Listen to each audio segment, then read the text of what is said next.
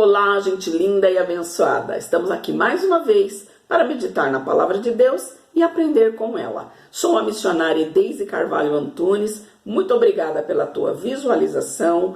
Você que se inscreveu também, muito obrigada. Se não se inscreveu ainda, inscreva-se que você é muito bem-vindo. Eu peço que você deixe o like para ajudar o canal e acionar o sininho para receber as notificações do próximo vídeo. Hoje nós vamos falar ainda sobre contradições bíblicas, aquele versículo que contradiz o outro, como que funciona isso? Primeiro eu quero dizer para você que a Bíblia, quando ela foi confeccionada, ela passou por traduções. Em cada país ela tem o seu idioma, então ela foi feita uma tradução. As palavras, vamos trazer aqui para o nosso país, que nós falamos o português. Então, vamos ver que uma frase está em inglês. Nós podemos muitas vezes nessa frase usar várias palavras que isoladamente elas vão dar uma linha de entendimento.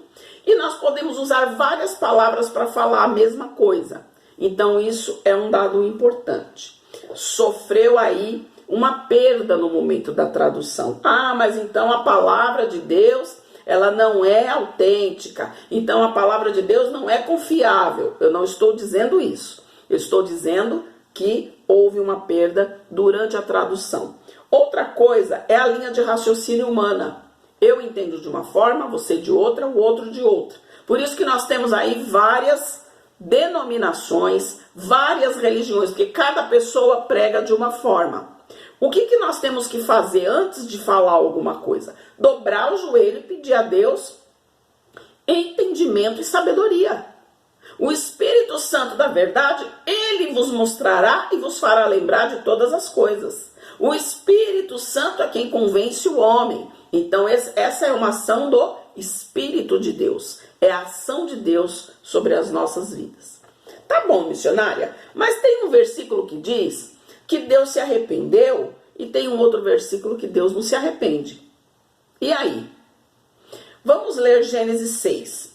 Então arrependeu-se Deus de ter feito o homem sobre a terra e pesou-lhe o coração. E ele disse: destruirei o homem que criei sobre a face da terra, também o animal, o réptil, até as aves do céu, porque me arrependo de tê-los feito.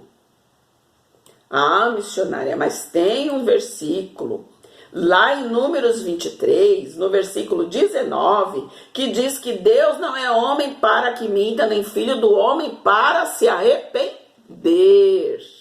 Porventura ele diria e não faria? Ou falaria e não confirmaria?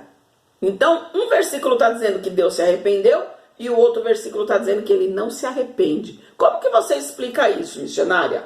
Vamos lá, vamos agora meditar e pôr a cuca para funcionar. Bom, lá em Gênesis 6, nós lemos a partir do versículo 6, o versículo 8 tem aí um quê? Noé, porém, achou graça aos olhos do Senhor. Olha aí onde pega a coisa. Deus dá uma ordem. Faz uma promessa para mim e para você. Muito que bem. As nossas atitudes nos afastam dessa promessa. Então não é Deus que não está cumprindo, não é Deus que está se arrependendo. Ele pode até se irar, porque aqui ele estava irado, e ele deixar o adversário dar uma peneirada, A pessoa se afastou, deu legalidade, o inimigo vai trazer o ruim. Ah, Deus se arrependeu, Deus não cumpriu. Não, é as minhas atitudes que estão fazendo com que eu me afaste de Deus. Mas Noé achou graça. Então significa dizer que se eu e você nos aproximarmos de Deus, não é que ele vai se arrepender de ter deixado você sofrer.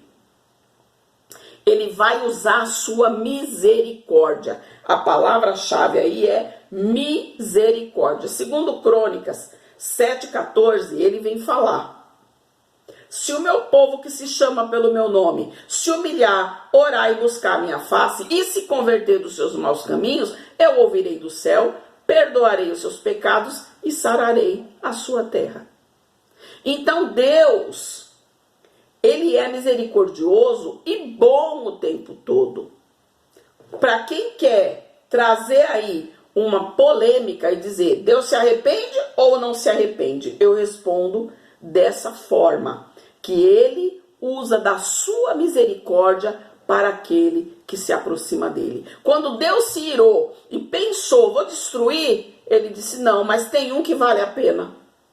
Então Deus sempre dá uma segunda chance. Agora não vamos abusar e querer a terceira, a quarta, a quinta, porque aí pode não dar tempo, tá, gente? Bom, vamos lá. Tem uma passagem bíblica que fala sobre os animais do Egito, né? Diz que Deus na primeira praga destruiu os animais. E como é que na segunda praga e nas demais também os animais foram mortos? Esses animais já não tinham morrido? Vamos lá. Êxodo 9 diz que porque Faraó estava impedindo o povo de sair, logicamente que o povo, Moisés chegava e dizia, olha, deixa o meu povo ir adorar no deserto. Esse adorar, ele já entendeu que o povo não ia voltar mais, que ele ia levar ali um perdido e o povo ia, partir sem volta. Então ele diz, olha, se você não deixar todos os animais, isto é, cavalos, jumentos, camelos, gados, ovelhas e as cabras, serão mortos. E isso realmente aconteceu, né? Então, aqui, olha, essa palavra isto é, está dizendo que não foram todos os animais. Bom, o versículo 8 diz, peguem punhados de cinza do forno e jogue essas cinzas no ar, diante do rei do Egito. Ela se espalhará como um pó e toda a terra do Egito produzirá, então, tumores que se abrirão úlceras nas pessoas e nos animais. Aqui nesse versículo está dizendo que fez o quê? Úlceras. Está dizendo que matou todos os animais? Não. Versículo 24. Uma pesada chuva de pedra, de granizo, né? Com raios caíram sem parar. Essa foi a pior tempestade do Egito que o Egito já teve em toda a sua história. E essa chuva de pedras acabou com tudo que estava no campo, incluindo pessoas e animais, e destruiu todas as plantas e quebrou todas as árvores. Essa passagem está dizendo que matou todos os animais? Não. Está dizendo todos os animais que estavam aonde? No campo. Gente, você está vendo como as pessoas gostam de criar polêmica com coisa que não lê, não presta atenção no que está lendo? Outra coisa, eles compravam, eles comercializavam. Será que durante todas essas pragas, eles não comercializaram mais animais? Outra coisa, quando Deus falou em Êxodo 7:25, e diz, assim se passaram 7 dias depois que o Senhor falou, e o Senhor feriu o Egito.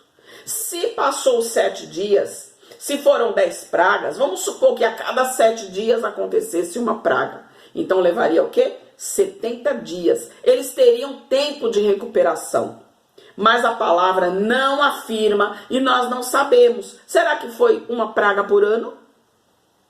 Será que foi de 3 em 3 meses ou de 6 em 6 meses cada praga? A Bíblia não afirma isso. Então, nós temos que ler com atenção, porque você viu que tem aqui a parte das úlceras, não fala que foi morte, foi úlceras. E na segunda diz que foi os animais que estavam no campo. Então, os animais que estavam em estábulos, em outros lugares, não morreram. Vamos ter atenção para ler a palavra de Deus. Uma contradição também que eu quero falar contigo. Missionária, como é que foi que Saul morreu? A palavra diz que ele se suicidou.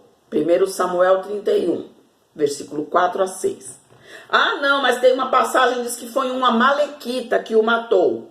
2 Samuel 1, versículo 8 a 10. Não, missionária, foi os filisteus que mataram a Saul. Vamos ler? Aqui em 1 Samuel 31, versículo 3 e 4. A peleja se agravou contra Saul e os flecheiros dos filisteus alcançaram, e muito ele temeu por causa dos flecheiros. E disse ao pajem de armas. Quem era o pajem de armas? Aquela pessoa que andava carregando as armas, as flechas, e acompanhava, né? Arranca a tua espada e atravessa-me, para que eles não venham, esses incircuncisos, não venham e escarneçam de mim. Porém, o seu pajem de armas não quis fazê-lo, pois temia. Então Saul tomou a sua espada e se lançou sobre ela. Aqui está dizendo que ele morreu? Não, está dizendo que ele se lançou sobre a espada, né? Ele fugiu da onde ele estava e ele foi para um outro lugar, para a montanha, e ali se escondeu e lançou-se ali sobre a espada. Bom, aí tem a segunda passagem, né? Que está em 2 Samuel 8, versículo 9 a 10. Diz assim: Davi perguntou ao moço que trazia essas novas, né, as notícias: como tu sabes que Saul e seu filho foram mortos? Ele diz: olha, eu cheguei por acaso na montanha e Saul estava encostado sobre a sua lança, e eis que os carros e a cavalaria estavam apertando, quer dizer, estava chegando próximo a ele. E quando ele me disse: quem tu és? E eu disse: sou a Amalequita. Então ele falou: arremessa-te sobre mim e mata-me, porque estou muito angustiado. Arremessei-se sobre ele e o matei, porque bem sabia que ele não viveria. Tomei a sua coroa e o bracelete que trazia no braço e o trouxe até a ti. Então a coroa de Saul e o bracelete foi entregue a Davi. 2 Samuel 5, 1, do versículo 5 ao 10. Mas leia também o 1 Samuel 1, versículo 8 a 10, tá? Bom, então aqui está dizendo que foi o Amalequita que matou.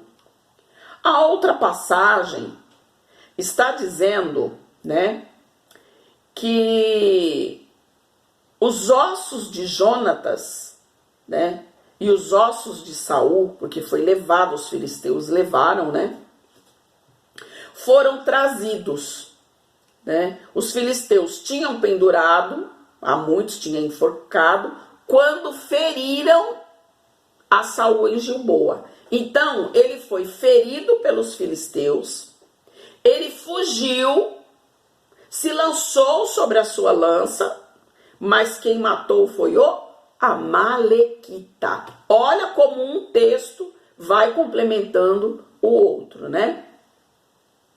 Então, aqui a passagem diz em 1 Samuel 31, do versículo 4 a 5, que ele pediu para o seu pajem matar, mas o seu pajem não o matou. Então, ele se lançou sobre a sua própria arma, mas não afirma que ele morreu. Então, missionária, ele se suicidou? Foi o Amalequita que matou? Ou foi os filisteus? Não, os filisteus o feriram. Ele se lançou, né, tentou se suicidar, porque ele não queria que os filisteus o matassem. E quem matou foi a pessoa que pegou, atendeu o pedido dele. Não foi o pajem de armas, não foi aquele que o acompanhava, mas foi aquele que o encontrou e trouxe a sua coroa e o bracelete até Davi. Então eu espero que a gente tenha conseguido entender um pouco, tá? Se você entendeu de uma outra forma, deixa aí teu comentário, deixa aí a tua tese. Vamos aí nos esclarecendo, né? Nos ajudando uns aos outros. Que Deus te abençoe grandemente. Amanhã nós vamos ainda falar sobre podemos julgar ou não. A Bíblia tem um lugar que manda julgar e outro que diz que não pode julgar. Nós temos que amar a Deus ou temer a Deus? E uma que é bem interessante. Alguém viu a face de Deus ou ninguém viu a face de Deus? Eu te espero. Deus te abençoe. Fica para ti um forte abraço da missionária Daisy. Até o próximo vídeo, se assim o Senhor nos permitir.